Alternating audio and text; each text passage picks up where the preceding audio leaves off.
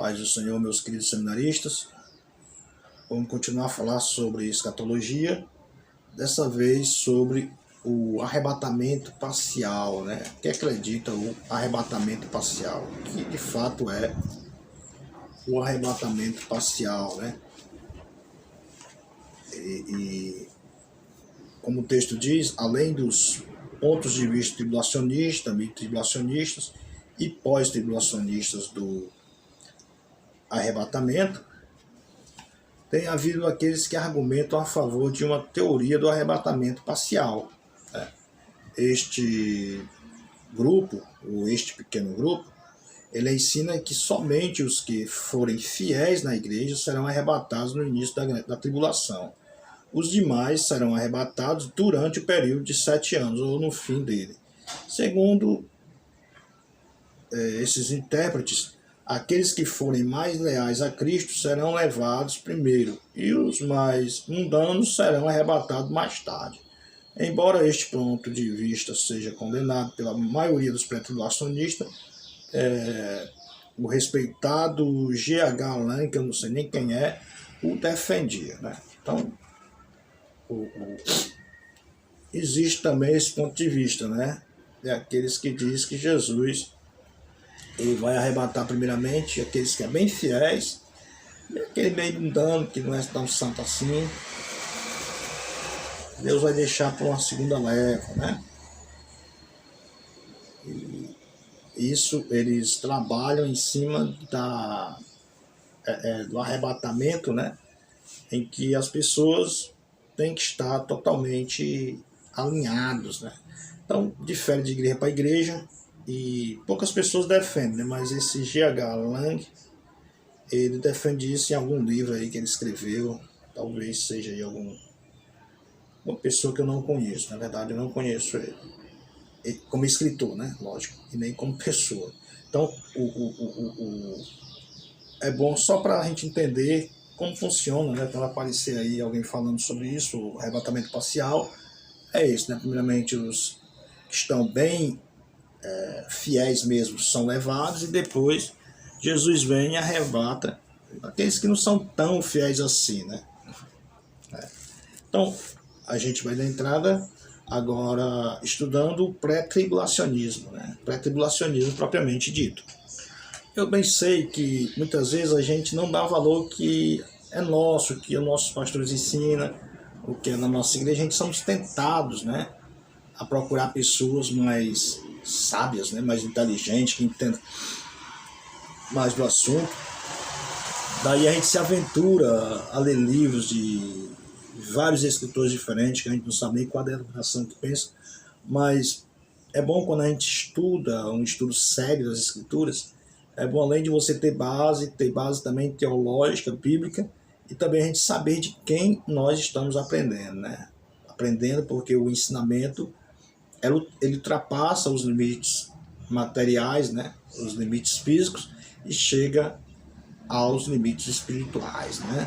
Então, o que nós aprendemos para que toda a eternidade, né? Então, a nossa eternidade vai depender daquilo que nós ensinamos e daquilo também que a gente aprende, né? Porque a gente pode muito bem estar aprendendo a coisa errada, e se você aprende um caminho errado, você vai para um lugar errado, né?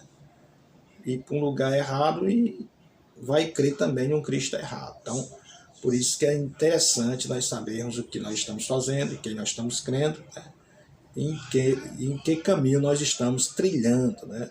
Então, a doutrina do pré-tribulacionismo, ela foi criada, vamos dizer assim, por John Nelson Darby, né, que mudou a visão escatológica de muitos ao ensinar a volta de Jesus Cristo, que se daria em 2 etapas, né? Sendo que a primeira é para buscar seus santos, a igreja, no arrebatamento, e a segunda com seus santos para governar o mundo no final da grande tribulação. Segundo esta interpretação, a profecia bíblica entre esses 2 eventos seria cumprida a 70ª semana predita por Daniel, né? Daniel 9, 24 ao 27. E o anticristo viria com poder, com a igreja saindo de cena. Deus reativaria naquele tempo seu tratamento com Israel. Então, O que o Derby fala? Ele fala que a 70ª semana de Daniel, que a gente já passou pela 69, né? A 70ª semana seria a grande tribulação. Então, a grande tribulação não seria para nós crentes, né? Mas seria para Israel. Jesus trataria Israel, né? Nessa 70ª semana. Então, por isso que nós seríamos arrebatados antes da 70ª semana, ou seja, da grande tribulação.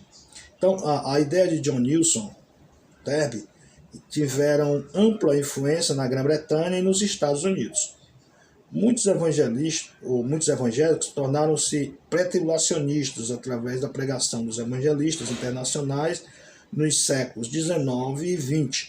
A Bíblia Scofield, bem como os principais institutos bíblicos e faculdades de teologia, tais como o Seminário Teológico de Dallas, o Seminário Talbot, né, e o Seminário Teológico Grace, também contribuíram para a popularidade deste ponto de vista durante os tempos conturbados das décadas de 60. Né? Houve um reavivamento do ponto de vista pré-tribulacionista no nível popular, né? Através de livros como Hal Lindsey, né? E os ministérios de pregadores e ensinadores bíblicos que empregaram os meios eletrônicos de comunicação. Então, nas décadas de 60, foi muito bem divulgado o tribulacionismo, né, através desses pregadores, né, e os institutos bíblicos passaram a ensinar, né, tudo que é ensinado, divulgado e aprendido, é aquilo que quando você aprende, você ouve, né, você lê, você aprende. Quando você aprende, você ensina, e quando você ensina, você está aprendendo de novo, né. O que fortalece o aprendizado é o ensino, né, porque se você aprende e não ensina, logo aquilo vai ser esquecido até por você mesmo, né? Mas quando você ensina para os outros, você está aprendendo novamente. O Samuel P. Travers, né, membro do movimento dos irmãos de Plymouth, assim como Derby, alegou que o dito ponto de vista teve sua origem no culto carismático dirigido por Adrian Invert em 1862. Né? Outros estudiosos afirmam que o novo modo de entender o arrebatamento resultou de uma visão profética dada a uma jovem escocesa chamada Margaret MacDonald, em 1830. Né? Ela alegava ter introspecção especial quanto à segunda vinda e começou a compartilhar com outros o seu ponto de vista. Né? Sua conduta estática, né, e seus ensinos apocalípticos provocaram uma renovação carismática na Escócia. Impressionado pelos relatos de um novo Pentecoste, Derby visitou o cenário do reavivamento. Né? De acordo com seu próprio testemunho dado em anos posteriores, ele conheceu Margaret MacDonald, mas rejeitou as alegações quanto a um novo arrebatamento no Espírito Santo. A despeito de sua oposição à abordagem geral de Margaret MacDonald, alguns escritores acreditam que Derby aceitou o conceito dela quanto ao arrebatamento e o adaptou ao seu sistema. Né? Então, não é muito difícil não. Você ouve uma coisa, né? Você tira o que é positivo, o que é negativo você joga fora, e assim você vai melhorando no estudo. Né? O estudo não é porque seja primeiro, né, que seja totalmente ruim. Né? Você tem que tirar o que não presta, né, e deixar o que é bom. Acho que foi isso que o irmão Derby fez com os estudos da irmã Margaret MacDonald. Mas, na verdade, o avivamento pentecostal ele traz essa certeza, né, do arrebatamento da igreja. Né? E isso é o que ajudou muito a proclamar, né, esse arrebatamento foram os movimentos pentecostais. Né? Sem dúvida nenhuma, quanto mais você busca, mais vontade você tem de buscar, né? E mais vontade você tem de chegar perto do Mestre. Né? E quando você chega mais perto do Mestre, Jesus, então é quando você tem mais ensinamento e também sua vida também é mais avivada. Né? Por isso que esse movimento de pré-tribulacionismo ele é muito pregado dentro das igrejas pentecostais. Né? Por quê? Porque as igrejas pentecostais são as que buscam mais o Senhor, né? E as que têm mais sede, né, de ver, né, o arrebatamento da igreja, né? De se encontrar com o seu Senhor face a face. aquela banda que canta, né? Quanto mais eu me aproximo de Deus, mais eu percebo que necessito dele, né? Mais sou carente dele, né? Então, quanto mais você se aproxima de Deus, mais vontade você tem de se aproximar, né? E o pentecostalismo é isso, é a aproximação do crente de Deus, né? Então, muitos estudiosos, no sentido, né, de buscar, de orar, de ler a Bíblia, né, de jejuar, né? O pentecostalismo é isso, né? E no início do século XIX, ou no final do século XIX, no início do século XX, estava com muita força, né, esse movimento pentecostal. Então, muitos estudiosos acham que o sistema escatológico de Derbe está certo, porque ele apresenta a igreja como entidade completamente separada de Israel, sendo que ao ser arrebatada deste mundo, começará o cumprimento das profecias referentes a Israel. O anticristo subirá ao poder por meio de promessas de paz à terra, né? E fará um acordo de proteção ao Estado judaico, mas os judeus serão traídos pelo seu povo, pelo seu novo benfeitor, que repetidamente suspenderá as cerimônias tradicionais e exigirá que ele prestem culto conforme Daniel 24 e 27. Vamos ler. 70 semanas estão determinadas sobre o teu povo, sobre a tua santa cidade, para extinguir a transgressão e dar fins aos pecados, e para expiar a iniquidade e trazer a justiça eterna, e selar a visão e a profecia, e para ungir o santo dos santos. Sabe e entende, desde a saída da ordem para restaurar e para edificar Jerusalém até o Messias, o príncipe, 7 semanas, e 62 semanas as ruas e as tranqueiras se reedificarão, mas em tempos angustiosos. E depois das 62 semanas será tirado o Messias, e não será mais. E o povo do príncipe que há de vir destruirá a cidade e o santuário, e o seu fim será como uma inundação. E até o fim haverá guerra. Estão determinadas as soluções. E ele firmará um concerto com muitos de uma semana, e na metade da semana fará cessar o sacrifício e a oferta de manjares. E sobre a asa das abominações virá o assolador. E isso até a consumação, e o que está determinado será derramado sobre o assolador. Então, ele está dizendo que a grande tribulação é para Israel, né? É para o povo de Israel. E logo a 70ª semana seria o cumprimento, né? Seria o julgamento, vamos dizer assim, de Deus com Israel. Deus ia prestar conta com Israel. Então, outros argumentos referidos pelos tribulacionistas é que a influência constrangedora do Espírito Santo deve ser removida antes do anticristo poder ser levado. Isso está em 2 Tessalonicenses 2, 3 a 8, né, que diz que a presença do constrangedor do Espírito Santo deve ser removida para que o anticristo possa ser revelado, né. Só ler o 2 e o 2 Tessalonicenses, né? 2 e 3 diz assim, ó: Ninguém de maneira alguma vos engane, porque não será assim, sem que antes venha a apostasia e se manifeste o homem do pecado, o filho da perdição, isto é, o anticristo, a besta, né? O qual se opõe, se levanta contra tudo que se chama Deus ou se adora, de sorte que se assentará como Deus no templo de Deus, querendo parecer Deus. Não vos lembreis de que estas coisas vos dizia quando ainda estava convosco. E agora, vós sabeis quem o detém, para que a seu próprio tempo seja manifestado. Porque já o mistério da injustiça opera, somente há um agora que resiste até que do meio seja tirado. E então será revelado o iníquo, a quem o Senhor desfará pelo assopro da sua boca e aniquilará pelo esplendor da sua glória. Logo, ele está falando que existe alguém que o detém essa manifestação miserável, né?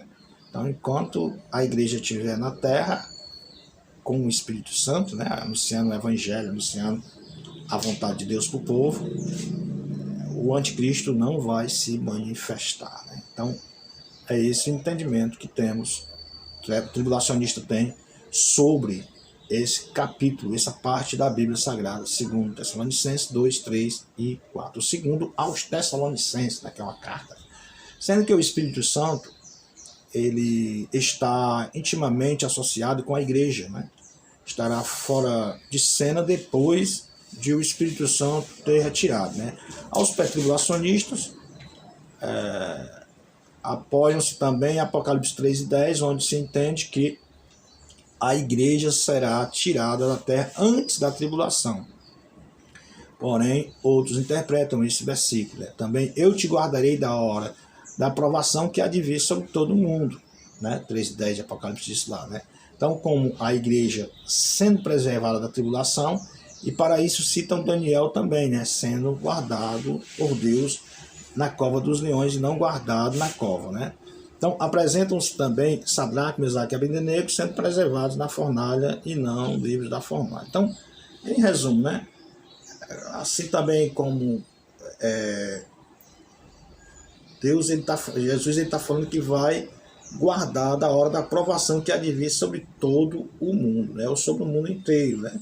Então, se vai vir sobre o mundo inteiro, a igreja vai ser guardada, pode muito bem ser o arrebatamento, né? O arrebatamento da igreja, para que ela não passe pela grande tribulação.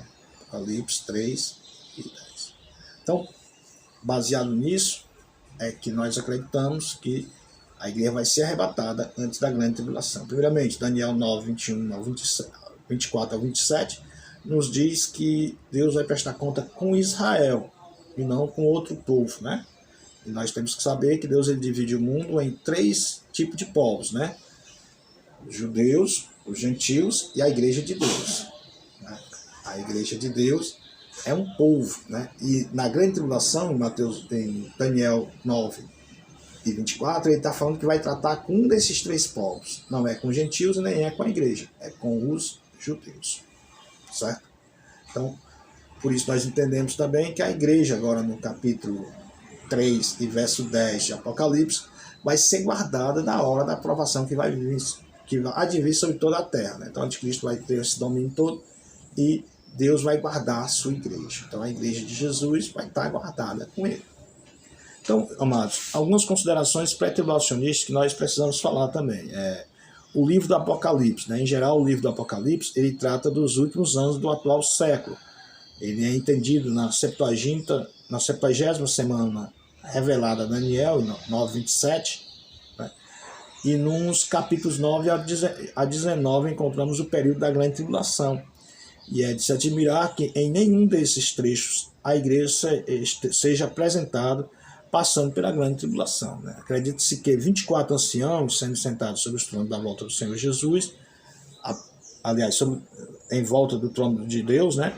Acredita-se que os 24 anciãos sentados sobre tronos em volta do trono de Deus, Apocalipse 4:4, representem a igreja arrebatada. E no capítulo 19 e 18, a igreja aparece voltando à terra com Cristo para reinar. Então, o que a gente vê ali no 4:4? A gente já vê o arrebatamento da igreja, né? E os 24 anciãos, os 12 patriarcas representando a igreja no Antigo Testamento e os 12 apóstolos representando a igreja do Novo Testamento, né? Então, 12 com 12, 24. Daí a gente tem os 24 anciãos, né? Anciãos. Não é seres angélicos, são anciãos, são pessoas, né? E já no capítulo 19 e 18, a gente vê claramente a igreja aparecendo e voltando com Cristo para reinar. Vamos nesse versículo, né? Olha o que diz: para que comais a carne dos reis e da carne dos tribunos e a carne dos fortes e a carne dos cavalos e dos que sobrem, né? E dos que sobre eles se assentam, e a carne de todos os homens, livres e céus, pequenos e grandes. E a besta e os reis da terra e os seus exércitos reunidos para fazerem guerra àquele que estava sentado sobre o cavalo e ao seu exército. Então, aqui está falando sobre essa volta de Jesus para estabelecer o milênio, né? O milênio. Então, a igreja aqui, ela aparece novamente, voltando com Cristo para reinar aqui na terra. Depois a gente pode falar também sobre promessas à igreja de Tiatira, né? Então, Dar-lhe-ei ainda a estrela da manhã, Apocalipse 2:28. E em Apocalipse 22:16, Jesus se refere a ele mesmo como sendo uma brilhante estrela da manhã. Sendo assim, o recebimento da estrela da manhã será antes do levantar do sol, que nasce e representa o início do reino milenar, né? Então, a estrela da alva é sempre vista de madrugada antes da aurora. Então, como ele vai dar a estrela da manhã, será antes do dia raiar, né? Antes do dia raiar, isso é no milênio, quando ele reinará sobre toda a terra em pessoa, né? Jesus reinando em pessoa.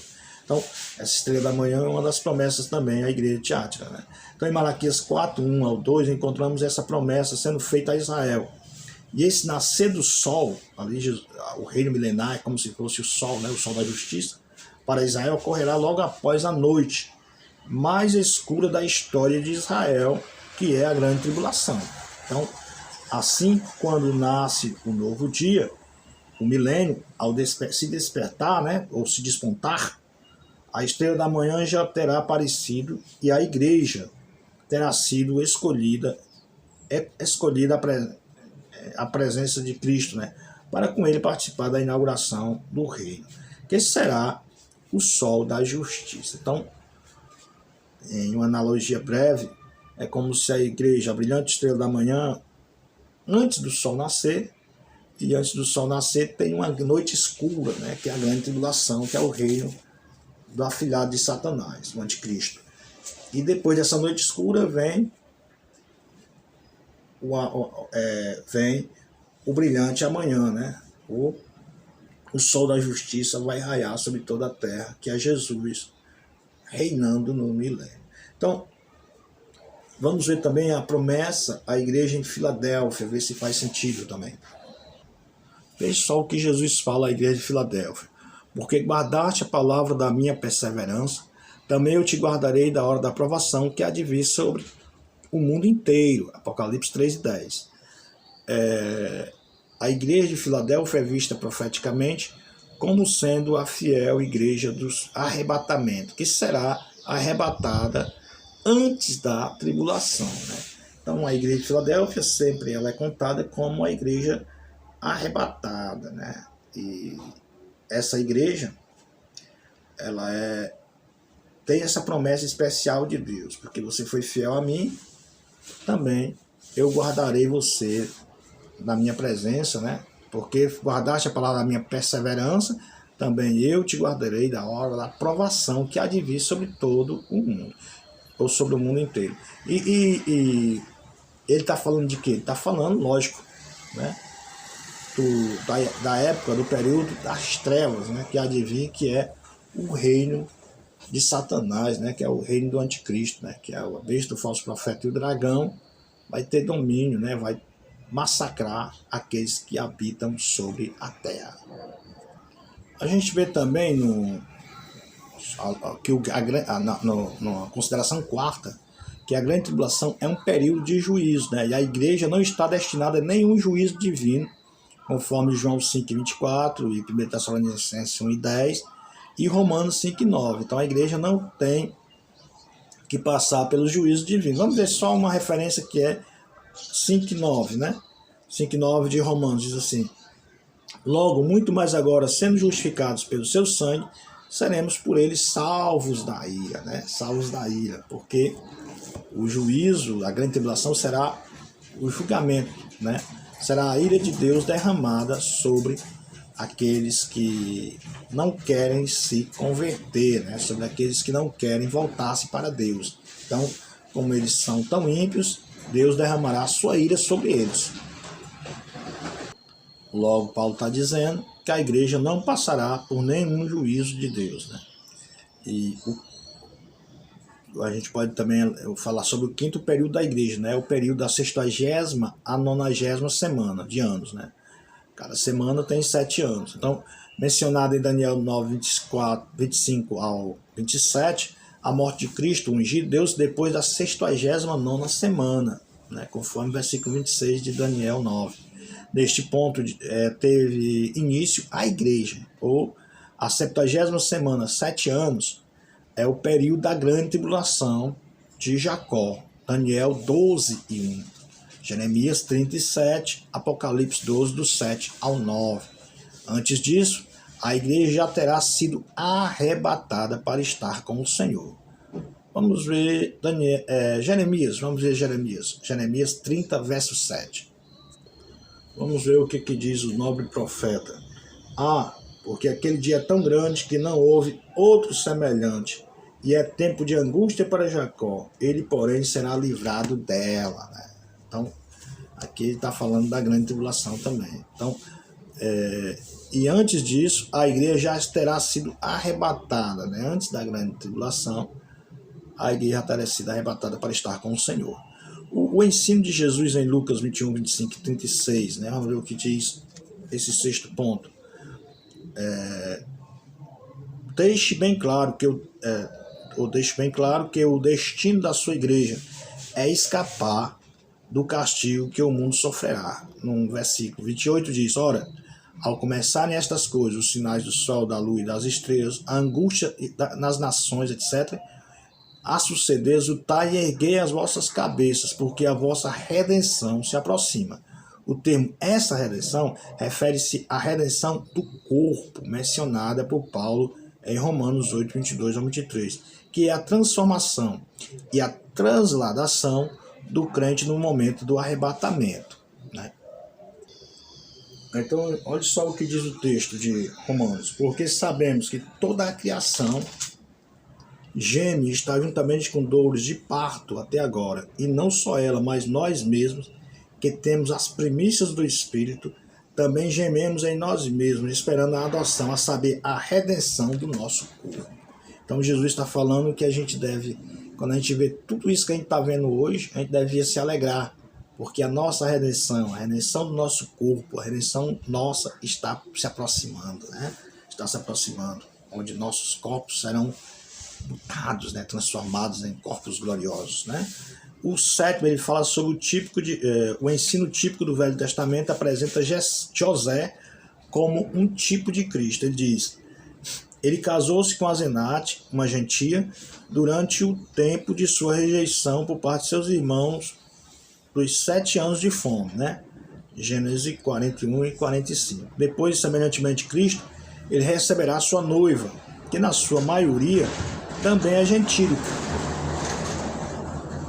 Durante o tempo da sua rejeição por parte de seus irmãos segundo a carne, isto é, Israel, Enoque sempre foi considerado como tipo dos crentes arrebatados entre as tribulações, pois a sua transladação se deu antes do dilúvio. Logo, ele está dizendo que no período de fome, ao ser rejeitado por seus irmãos, o José, ele casou-se com a moça chamada Asenate. Né? Jesus foi rejeitado pelos judeus e passou a ser adorado pelos cristãos, né? Que era, na sua maioria, gentios, né? Não só judeus, mas também gentios. E assim depois do período, ele se revelou aos seus irmãos, assim como Jesus, durante a grande tribulação, ou no período de fome, né? Como foi no caso de José, se revelará aos seus irmãos. E o período de fome foi de 7 anos, e o período da grande tribulação será de 7 anos. Já no caso de Enoque foi arrebatado antes do dilúvio, né? Então, a igreja será arrebatada antes desse dilúvio espiritual que vai vir, que é o reino do anticristo. Lógico, logo a gente vê referência em Judas 14 ao 16, né? Gênesis 5, 24, né? A gente vê as referências sobre esse homem de Deus que foi arrebatado antes do dilúvio, né? Ora, antes do dilúvio, antes da destruição. Então, a igreja como Enoque não passará pela grande tribulação. É bom lembrar que em Lucas 17, 26 ao 30, Jesus ele fez uma comparação entre os dias de Noé no tempo do dilúvio e os dias de Ló na destruição de Sodoma e Gomorra. Assim como Ló e Noé foram preservados da destruição, acreditamos também que a igreja seja parte preservada da tribulação.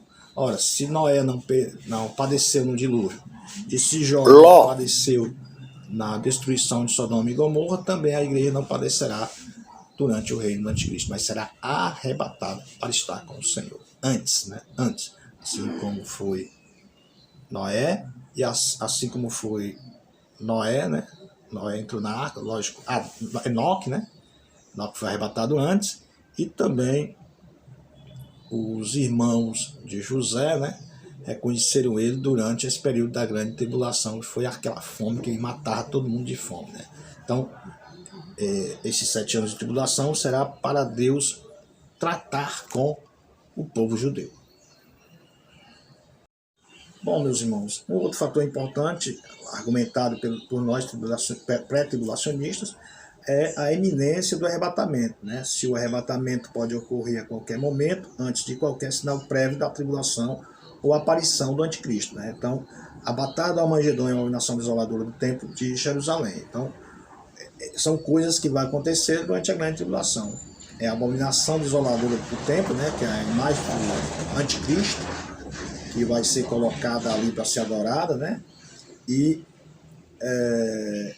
a figura do próprio anticristo, né? Uma pessoa que vai ser um endemoniado, que vai ser um possesso, que sobre Satanás ele vai reinar ali em Jerusalém, né? Vai dominar as nações todas através da lábia, através dos seu papo furado, né? E o falso profeta, né? O falso profeta é como se fosse o paroco do anticristo, né? O sacerdote dele, que vai levar as pessoas, né, que já tem inclinação maligna, a adorar esse ser nefasto que é o anticristo. E sobre o Armagedon, a batalha do Armagedon, que também será no final da grande tribulação. Então, é um período em que, antes dessas coisas, antes da manifestação própria, como a gente leu segundo Tessalonicenses, antes da manifestação desse próprio indivíduo, que é o anticristo, a igreja será arrebatada. Diz que agora o que o detém quem? A figura do anticristo se manifestar e querer ser adorado por todos os mundos, é a figura do Espírito Santo da igreja, né? Lógico que o Espírito Santo, ele age, mas ele age através de alguém. Quem é esse alguém que o Espírito Santo age? Através da sua igreja. E a igreja serve de barreira contra a presença do anticristo, né? Então, nós podemos concluir dizendo que aquele que for mini-tribulacionista, pós-tribulacionista, pré-tribulacionista, deve tomar muito cuidado em suas considerações para não confundir teoria com doutrina fundamental e assim não venha causar danos doutrinários na boa fé daqueles que recebem com alegria o Evangelho de Cristo divino, do Cristo divino. É bom lembrar que a maioria das igrejas ocidentais, principalmente as pentecostais, nos Estados Unidos e no Brasil, professam a doutrina pré-tribulacionista, arrebatamento da igreja antes da grande tribulação. Então, o que é recomendável é a gente não atrapalhar a fé daqueles que aceitaram a Jesus. As pessoas aceitaram a Jesus com a fé de morar no céu, com a fé tão maravilhosa, e depois a pessoa chega cheia de teoria, com ensinamento, e quer fazer aquele novo convertido aprender que não é interessante, né? Vamos alimentar a fé desses irmãos, vamos deixar a teoria somente para o campo de estudo, né? E os ensinamentos sadios, né? Se não vai prejudicar a salvação do nosso irmão, né, e não vai contribuir, vamos ficar calados. Essa é uma coisa que não contribui para a edificação do nosso irmão, vamos ficar calados. Se vai confundi-lo, vamos ficar calados. Mas se é para benefício dele, se é para a melhora, para o engrandecimento da fé do nosso irmão e para fortalecimento da igreja, nós devemos ensinar. Então, o estudante da Bíblia, o irmão que estuda a Bíblia, ele deve ter sempre esse foco em ajudar aos menos sábios, né? Em ajudar os menos inteligentes a entender as Escrituras e nunca usar como se fosse uma forma de humilhar, como se fosse uma forma de confundir, usar os textos para desprezar as pessoas, né? Usar o que você aprende para menosprezar, para falar assim um linguajar bem rasteiro, até tirar onda com os irmãos, né? Para se mostrar que é o mais sábio, o mais inteligente. Não funciona isso na igreja, né? As nossas igrejas, ela deve prezar pela vida das pessoas, que o que há de mais importante na igreja não é o templo, o que há de mais importante na igreja não são simplesmente as reuniões, mas as pessoas que um dia aceitaram a Jesus, né? Então, quando você está cuidando da igreja, você está cuidando de almas, né? Está cuidando de pessoas que um dia entregaram suas vidas a Jesus. E isso é precioso, né? Então, isso é precioso. Então, o que Deus ele preza mais é por isso, né? O amor, né, deve estar acima do ensinamento, né? Mesmo que esse amor for certo, mas se for usado para ferir, para maltratar, para causar divisão, ele não foi usado em amor. E isso Deus não aprova. Meus bons, para esse vídeo não ficar muito longo, vamos terminar por aqui e na próxima vez nós continuaremos com a vinda de Cristo para arrebatar a igreja. Aí aquela questão, será invisível ou todo olho verá, né? A gente vai responder isso no nosso próprio encontro. Então fiquem com Deus, Deus abençoe a todos vocês, nos abençoando com suas ricas bênçãos dos céus. Amém.